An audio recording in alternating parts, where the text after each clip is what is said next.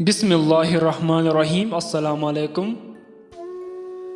सैयदना अबू बकर सिद्दीक़ रज़ियल्लाहु ताला अन्हु के ईद खिलाफत में एक शख्स फोत हुआ। जब लोग इसका जनाजा पढ़ाने के लिए खड़े हुए तो उन्होंने देखा कि इसके कफन के अंदर कोई चीज़ हरकत कर रही है।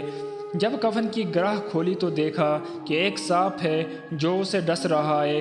लोगों ने उसे मारना चाहा। सांप ने कलमा तैयबा पढ़ा और कहा, ए लोगों, तुम मुझे क्यों मारते हो? हालांकि मैं अपने आप में नहीं आया बल्कि अल्लाह ताला के हुक्म से आया हूँ और उससे क़यामत तक डसता रहूँगा। लोगों ने पूछा, ए सांप, ये बता कि इसका जुर्म क्या था जिसकी वजह से उसे अजाब दिया गया? सांप ने कहा, इसके 3 जुर्म थे। पहले ये कि अज़ान सुनकर मस्जिद नहीं आया करता था। दूसरा, माल की ज़कात नहीं अदा किया करता था। तीसरा, उलमाए कराम की बात नहीं सुनता था। दोस्तों, अगर आप लोगों को ये कहानी पसंद आए प्लीज़ मेरे चैनल को सब्सक्राइब करें और वीडियो को लाइक ज़रूर करें। शुक्रिया।